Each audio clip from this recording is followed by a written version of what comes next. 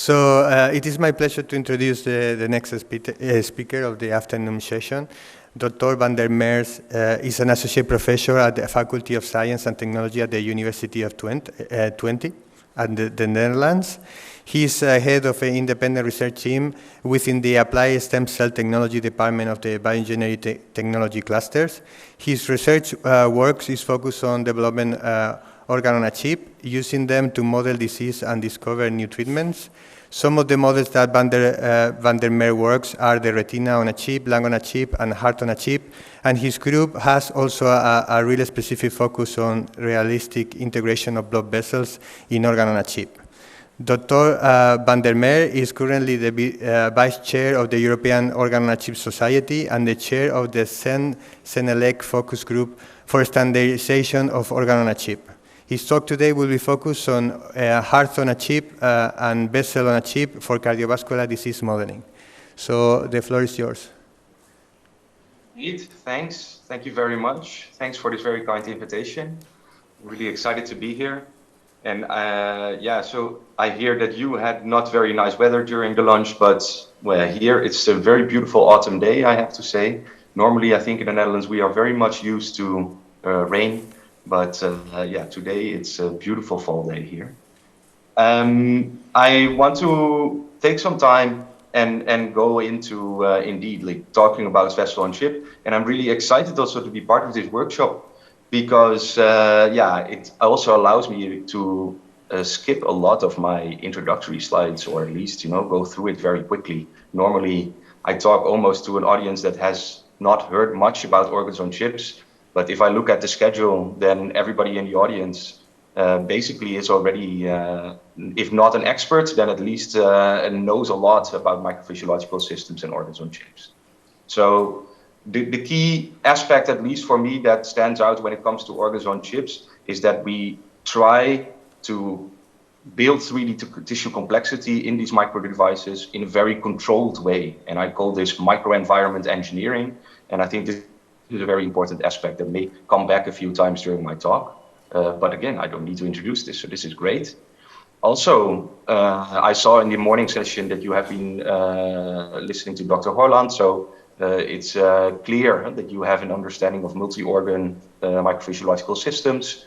And I would like to highlight also a little bit that in our group, at least, as was mentioned just now, I'm part of the Applied Stem Cell Technologies group here at the University of Twente. So we work a lot with stem cells, but also with blood samples, with plasma samples. And the reason we do this is that we would like, of course, to reflect that the organ on chip models that we develop reflect specific patients or subpopulations of patients. So this concept of you on a chip, right? So personalized organs on chips. And of course, stem cells, both adult stem cells and human-induced pluripotent stem cells, enable you to do this. So for a lot of the work, actually, we use induced pluripotent stem cell-derived tissues. So as I mentioned in the title, we will be talking quite a bit about vessel on chips. So, and already in the morning, I think you have seen two examples, both from Professor Loskill and from Dr. Horland, why vessels on chips are so important in microphysiological systems. So one example is obviously what we see here in the top right. If we would like to connect multiple organs, we need vasculature, as it is also the case in the human body. And it actually enables a lot more complexity if you have vessels in your organ on chip systems, because you can just share a common medium, culture medium, and perfuse multiple organs that way. But also from the side, of course, of immunocompetence and the perfusion of leukocytes, it's very important that you have blood vessels in your organs on chips. And that's not all, of course, because if we look at vascular biology and why vascular biology in general is very interesting, is that 25% of all deaths worldwide are vascular in nature, right? And of course, the biggest chunk of that is the large vessel diseases, so particularly atherosclerosis, which is the main cause of myocardial infarction and ischemic stroke. But actually, vascular biology, and particularly also the relation with inflammation and immune response, is a very important component in a lot of diseases and pathophysiological processes. So whether we look at thrombosis, for example, in the context of COVID-19, as we see here on the right-hand side, you see like healthy, beautiful capillaries as found in the human lung. And then in the context of COVID-19, a lot goes wrong there in terms of microthrombi forming, but also eventually breakdown of the barrier, the vascular barrier, remodeling of the vascular capillary bed, etc. So it is very important to try and capture these aspects of vascular biology in our microphysiological systems in a very, let's say, controlled way. And again, this is something that's sort of a theme I would say in my work, and also the work we do in our group, is that we would like our systems to be relatively controlled. We as researchers should, let's say, control multiple aspects. And when we think about vascular biology, then I think the three aspects that we would really like to control is the vessel wall, so the tissue that forms the lining of the blood vessels, concepts of flow, because blood vessels are a very dynamic system, obviously, and in the end also the integration of blood. And this is something that is actually quite tricky to achieve, particularly for long-term perfusion, for example. So in the opening keynote yesterday, Professor Ingber, I'm sure, showed like the work being done at the Wyss Institute, and showed also the first lung-on-chip model that I display here on the right. And if we then focus on the bottom compartment here, this is the vascular compartment, then we see that in this original lung-on-a-chip, the vascular compartment basically was comprised of a single monolayer at the ceiling, let's say, of this channel of vascular endothelial cells. But you can immediately imagine that if you need to perfuse organs on chips with blood, then you actually need to do better, because there's still three walls of this vascular compartment that are fully then exposed to the blood. And these are not passive walls. They are coated, for example, with collagen 1 or with other extracellular matrix proteins. And this would, of course, lead to an enormous cascade of thrombosis, coagulation, and stopping of the flow. So there's a real, let's say, challenge there of trying to perfuse an organ on chip with blood. And so I will go, let's say, in the midsection of the talk, I will talk quite a bit about the work I have been doing, both at the Wyss Institute in the group of Professor Ingber, when I was still a senior research fellow there, but also the work that we do here locally at the University of Twente. But before going into that, I would like to first talk a bit about that aspect of capturing the vessel wall. So I just explained, of course, that actually we need a full lining of this vascular compartment if we are to perfuse this vessel on chip or vascular compartment with human blood. And this is what we have achieved in multiple studies, is basically where we make what I always like to call a rectangular blood vessel. As we see here, the cross-section of this vascular compartment, everything is completely covered and lined with human vascular endothelial cells. And not only, let's say, can we choose the geometry here, and we'll get a bit into the geometry later in the talk, but we can also choose which cell types do we actually use to make this lining. So very popular, of course, are the human umbilical vein endothelial cells. So these are primary endothelial cells that you can get from umbilical cords. But as I said, in our lab, we like to use first and foremost human-induced pluripotent stem cell-derived endothelial cells. So I'm not going to go into, let's say, all these aspects of generation and differentiation of the iPSC, but I assume that for a lot of you are already a bit familiar with this. Not only can we choose the cell type to line this blood vessel on chip, we can also have a certain level of control over the state of that blood vessel, right? So here's one example where we treat this blood vessel on chip with increasing concentrations of an inflammatory cytokine like TNF-alpha, and we show that the endothelial cells display more and more of ICAM1, which is an important cellular adhesion molecule that is required for capturing of leukocytes from the blood. And it allows us, of course, to scale a bit over this physiological to pathophysiological range of what the state of the vessel wall is. So we have a certain level, let's say, of control over this vessel wall. And with these basic parameters in place and basic modifications also of, let's say, that typical lung on a chip that we saw, then that would enable us to do some perfusion with blood. And I should state that for most of the blood perfusion, we typically do blood runs with human whole blood, so fully reconstituted for 45 minutes typically. And then at some point, we still have blockings, coagulation, clotting somewhere in the system. Typically, this happens not in the blood vessel on chip, but somewhere in the pump, so the tubing or the connections, etc. So what I show here on this slide is that we are zooming in, we're doing live cell microscopy, and we show here in the first situation on the left-hand side that if we fail to cover the entire microfluidic channel with endothelial cells, then indeed blood platelets that are fluorescently labeled here in red will adhere to this surface, to this exposed surface, will start to aggregate, will start to generate also fibrin, and before long, this whole channel will be clogged. So if we then say focus more on the situation where we have incorporated a full lining of endothelium in the center here, then basically, you see here, this is the end result of such a run. Then basically, sorry, I think my slide says small hiccup here. Ooh. Even a little bit of Windows trying to load. So I'm just going to go and see if it recovers. Can you still see my slides or not? Yes, we can. Yeah.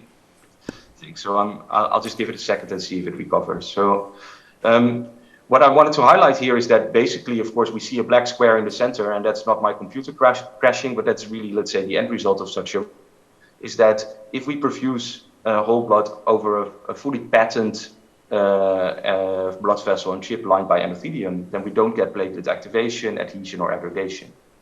However, if we have pre-treated the endothelium with TNF-alpha, this inflammatory cytokine, then we do get platelet adhesion. Sorry, Andries. I think it's stuck. Yes. Yeah, you can go and so it's not really recovering, but it will take me a second to reboot this. It should be fine. This is a penalty you get for putting movies or many movies in your slides. Mm-hmm. You can go and so you still see my shared screen, right? Yes, now everything seems to be working. Great. So I can go through these movies. Okay, and show you the end result of one of these blood runs with TNF-alpha. So this is what we see here in the highest concentration of TNF-alpha, so a highly inflamed state, where we have completed our blood run, as we call it, our experiment with perfusion with human whole blood. And then we see in red still labeled the blood platelets, and they have formed clearly like aggregates at multiple places in the channel. And all these aggregates are also decorated in green by these strands of fibrin, which is the main protein constituent of blood clots. And this pattern is clearly different from what we see with single, as I showed in the previous slide in the movie where you only coat with collagen. And it's far more reminiscent of what you would normally see, for example, in vivo models. So what we see here in the bottom right is an intravital microscopy experiment performed on a mouse, where basically we do laser injury by shooting with a laser and then shoot a hole in a blood vessel of a mouse. And then in this case, the platelets are labeled in green, and then the fibrin is labeled in red. So we see the same pattern here of a core of platelets and then decorated with fibrin network. So actually, this, of course, is, I think, very promising, is that in a relatively simple and controlled system, we are able to capture many of these aspects of intravascular thrombosis, microthrombi, if you will, which, for example, also play a role in COVID-19. So this sort of led to us doing a bit more systematic studies to see if this clotting that we see, the thrombosis that we see, can it be inhibited also by clinically used drugs? And so we did treatments here, as we see here on the right-hand side. So in the TNF-alpha condition in the center, this is basically the slide I just showed you, right? So clearly like a lot of clots there. On the left-hand side, we see the control condition, as I showed you. So beautiful regular endothelium non-activated. And then if we have the activated condition and we add a drug like actifibatides, or a drug like epsiximab. So both of those are marketed typically under brand names like Integralin and Riopro. They are used in the clinic in acute myocardial infarction, where you would like to dissolve blood clots that have formed in large arteries and, for example, the coronary arteries of the heart.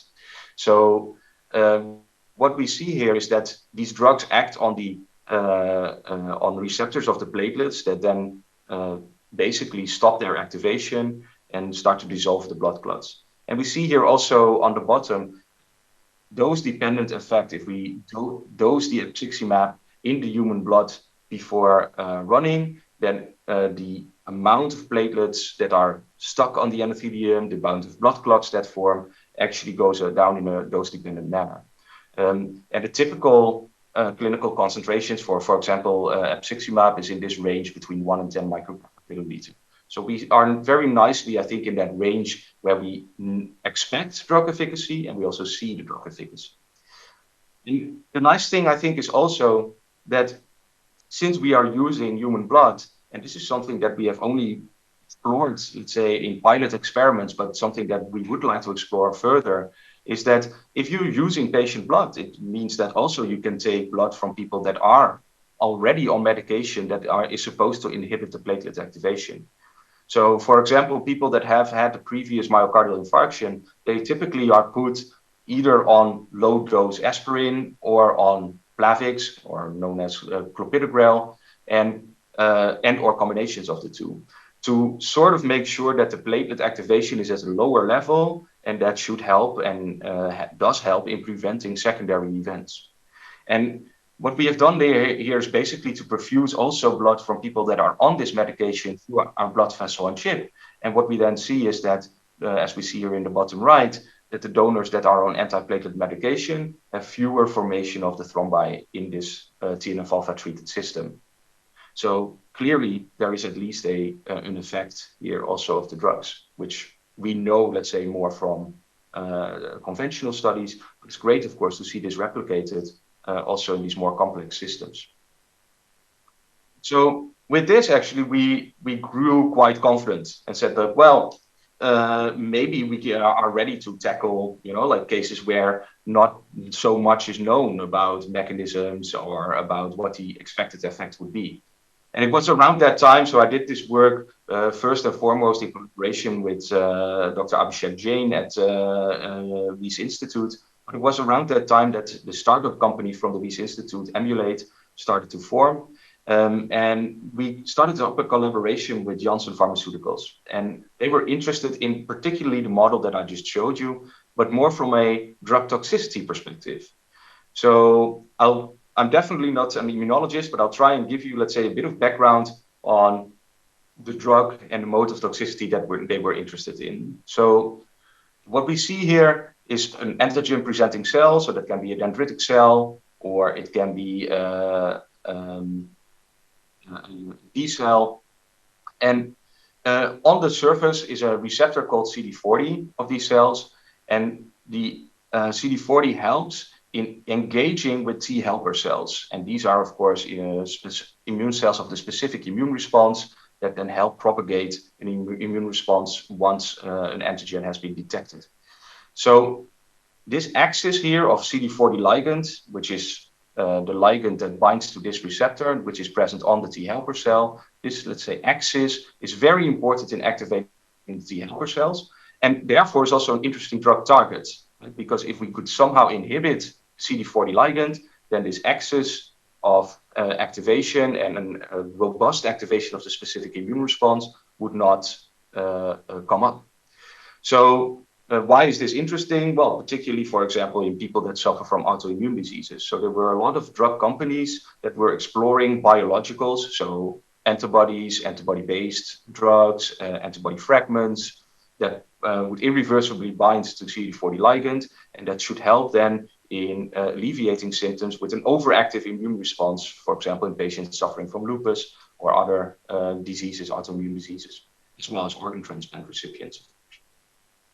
So the big challenge here is that basically all the major drug companies, and this is like, let's say early 2000s, late 90s, the first had huge programs on this, but had to eventually abandon this. And the reason for it is that in many of these trials, there were unexpected thromboembolic events in patients when they were treated with this. And this was never uncovered in the animal studies. This was never uncovered in the phase 1 clinical trials, where you just test the drug in healthy controls and healthy volunteers, but only when starting to use it for patients. And so we were, of course, quite confident and said, oh, just give us this drug. We will put it in the blood and then perfuse it in our blood vessel on chip, and maybe we will see thrombosis. So we did this, exactly that experiment. So we took this purple drug here, this humanized 5C8, which was known from these early drug development programs to induce toxicity. And we dosed it at a clinical concentration in human blood, and then perfused our blood vessel on chip, and we found basically nothing, as you see here in these figures. So we see the occasional platelet adhering to the endothelium, but nothing too dramatic. So the big challenge there, and we sort of went back and sat down also with the team of Janssen and said, well, why are we not picking anything up here? We are missing a piece of the puzzle.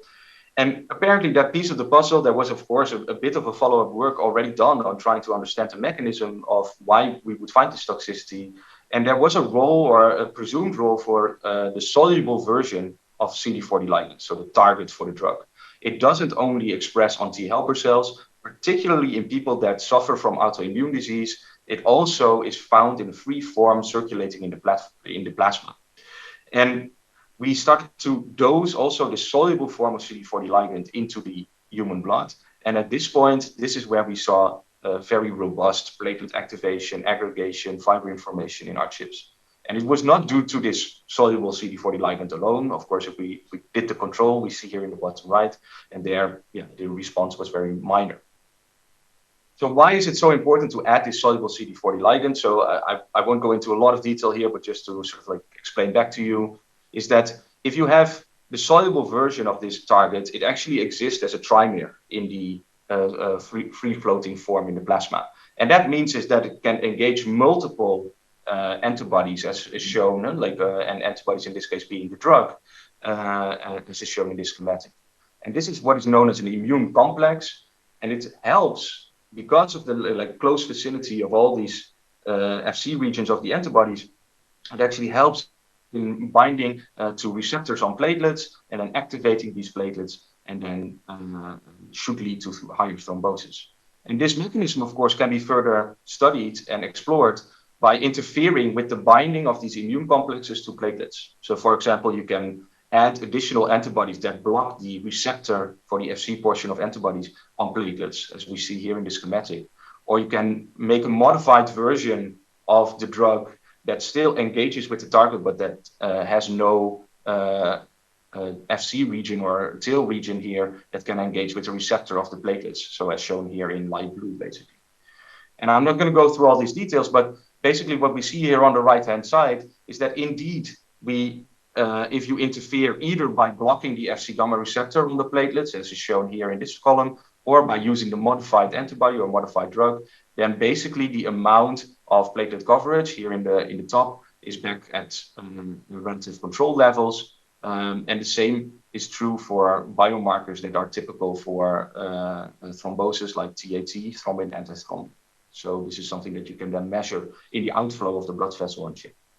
So this was a really interesting case study, of course, to show that a relatively simple blood vessel on chip can be used to sort of pick apart also the mechanisms of toxicity.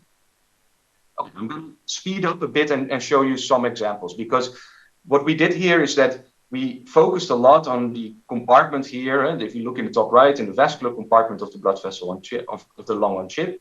And the nice thing is that we did most of those studies in isolation, simply only looking at a simple version of a single microfluidic channel. But because we did all these experiments on a geometry that actually is compatible with the full lung on a chip, it's relatively easy to engineer back also all the readouts and lessons and protocols that we set up in the full lung on a chip. So this is what we have done. For example, you see here again the cross section of this rectangular blood vessel, as I called it before, and then co-cultured with alveolar epithelium. And then it enabled us to study a lot of crosstalk when stimulating the epithelium, what will happen to the endothelium. And I'm not going to go into details. We published this here in 2017, but there is a lot of very interesting crosstalk between those two. Similarly, what we did here locally also is to apply that same concept to incorporating of vessels on chips in heart-on-chip devices. So I showed that here schematically on the right. So again, a vascular compartment in red. And in this case, of course, we don't need a monolayer of, for example, long epithelium to be co-cultured. We would like actually more of a organized three-dimensional heart tissue to be co-cultured. So this is what we do here in the blue compartment, is we try and make an organized three-dimensional. This is basically the cross-section. So a vascular compartment in the bottom that enables continuous flow of medium or blood, a membrane, and then the top part, which in the long-on chip, of course, then houses the pulmonary epithelium, and here should house a cardiac tissue. And of course, for cardiac cells, it's very difficult to get primary tissue, so we work fully on induced pluripotent stem cell-derived cardiomyocytes. And here what we see is basically a monolayer of the differentiation of these cardiomyocytes, and you can see that they are contracting in the dish. So this typically happens at day 10, day 12 of differentiation, but it's a very disorganized picture you see here. And what we would like, of course, for our heart on chip is to have more control over the geometry of that tissue. And the geometry is also an important parameter, of course, for how the tissue will function. So we engineered basically these little halter-shaped compartments, microwells. And as you see, now we see like a complete three-dimensional piece of tissue contracting. And the shaft here of this halter is basically interacting with the vascular endothelium underneath. And we did a number of studies there to explore what could be the use of such a heart-on-chip device, and also to why should we incorporate this vascular compartment. So we did one example of a study that we did is the dosing of very rapidly acting drugs. So we use, for example, isoprenaline, which is also a clinically used drug for people coming in with cardiac arrhythmia. And it's basically an analog of adrenaline. So it has a very, very rapid effect, very short half-life, so it's cleared very quickly again. So you would like actually this to be dosed and see almost an immediate response.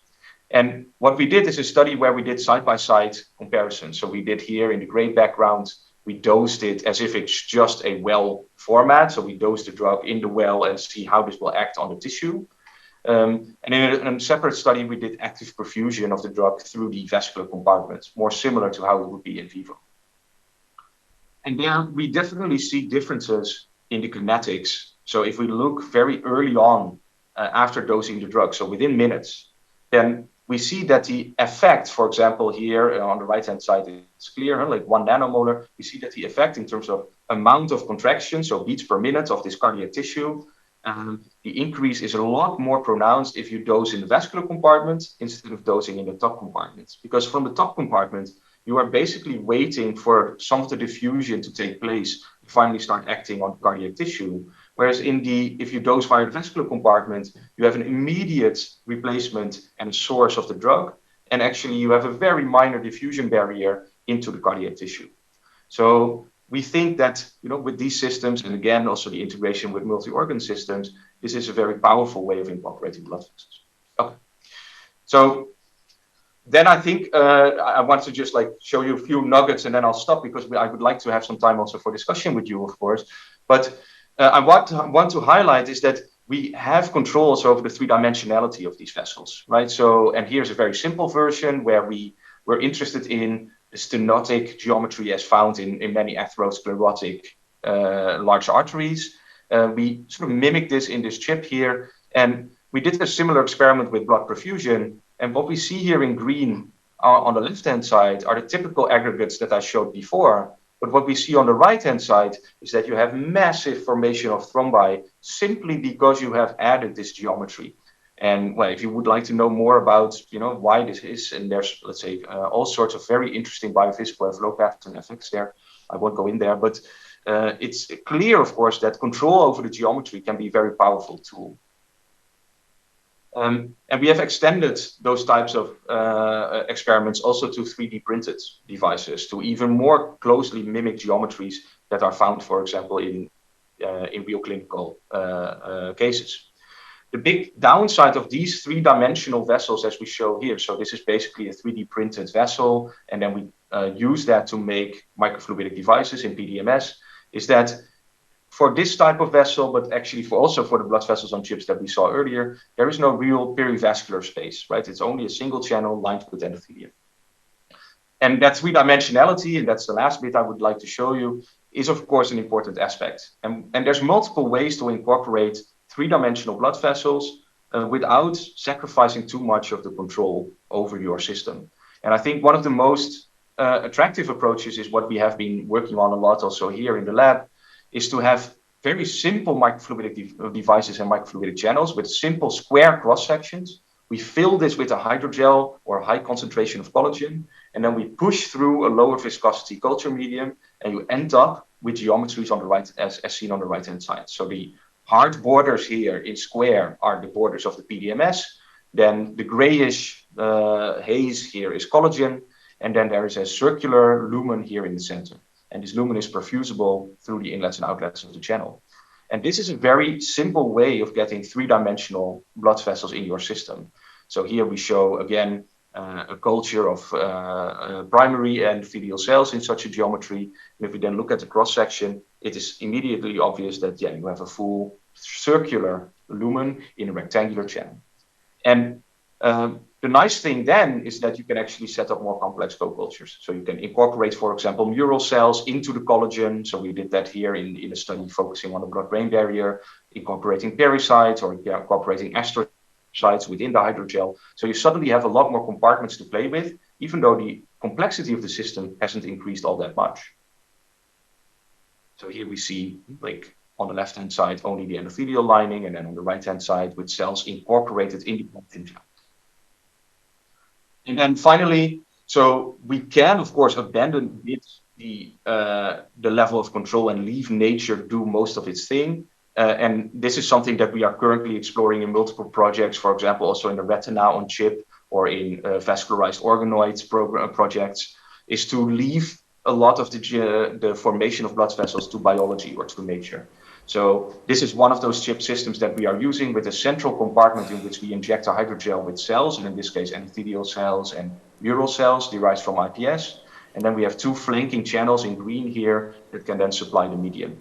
But it basically means that we give a full open playground for endothelial cells and mural cells to just form vascular networks as they see fit. So we have relatively little control there. And this is then what you see. So if we look at that middle compartment, to give you a sense of direction, so this circle here that we see is basically where we pipe it in through an open top, this hydrogel with cells. Then this is a 100 or 200 micron high gel region. And then here on the right-hand side, far top right, we see the medium channel that supplies the medium. And then already we see that, of course, these cells, they start to form vascular networks by themselves. And it looks Andries, very sorry to interrupt. You have 4 minutes to wrap up. So I'm good. Thanks for the update. So we get very beautiful vascular networks here, but also enable the co-cultures still with, like, for example, in this case, retinal pigment epithelium on top of these vascular networks. So you get very beautiful looking, I think, co-cultures. But this is something that we are exploring. Is there a very strong advantage of doing it in this sort of self-organized way over what I just showed previously, where we have a lot more control over geometries? And I think in the end, maybe we will end up and start leveraging the power of 3D bioprinting or so to control more over this, have more control over the vascular networks. We will see, of course, like where this will end up. So I want to conclude. I will not, talk you through all this, the work that I showed you. I think no need to go in there. Of course, I do want to thank also the department here locally. Also, I would urge you to maybe check out our Organ Chip Center Twente website, so OOCCT, twente.nl. Of course, there's a lot of projects that I'm involved in, and I very would like to kindly, of course, acknowledge their funding. And I want to thank you once again for inviting me and also for listening to my talk. Thanks. Thank you very much, Andries. So now we have around 10 minutes for questions. Very simple single channel chip with the endothelial cells in all four sides. So how do you do that? Lining endothelial cells?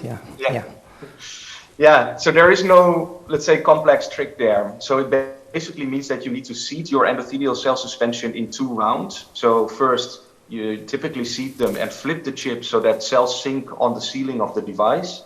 And then once they have adhered, typically after already 15 to 20 minutes, endothelial cells really adhere very quickly.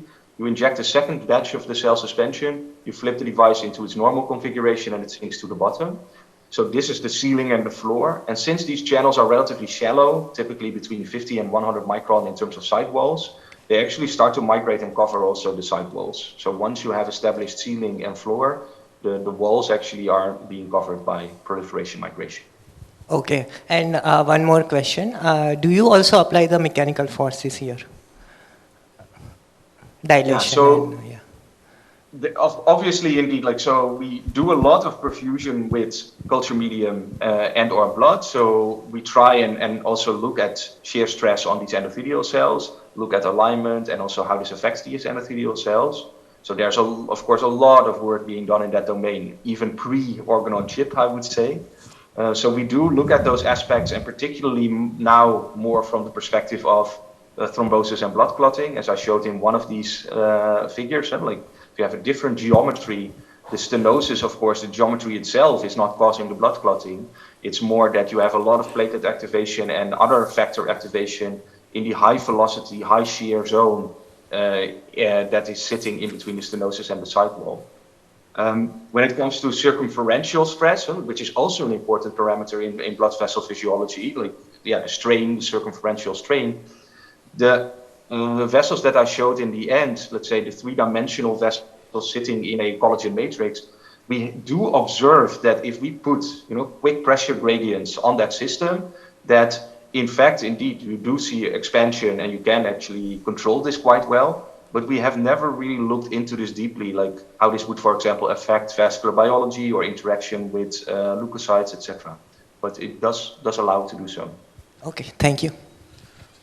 Professor Andries, good talk. One question for you. Have you really envisaged into studying the podocyte-mediated movement of lymphocytes and other immune cells through the capillaries, through the blood vessels, because capillaries can have fenestrations, continuous basement lamina, basal membrane, and can be a barrier. So did you attempt to study some of this immune cell movement?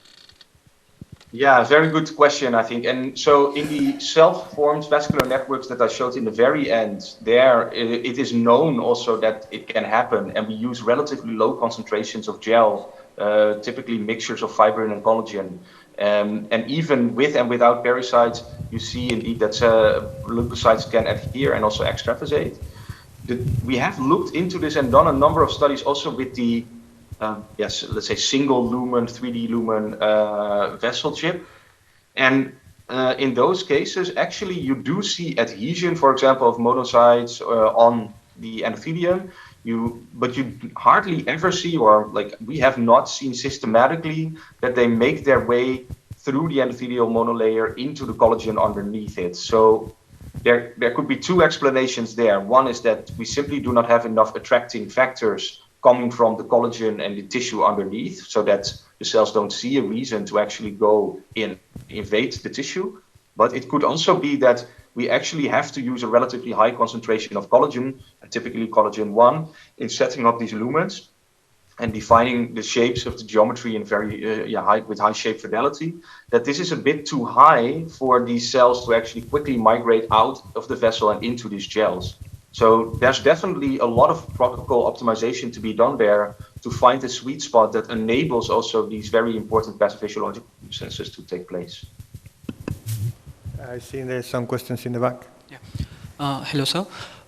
In the final slide, the new design which you have shown, in that what is the need of those other 4 channels? Because if you wish to have a reservoir and you want to check for the cross connection between the tissues, so you can just plate it and add media from the top and remove, and it should work for your purpose. So what was the need for getting that design?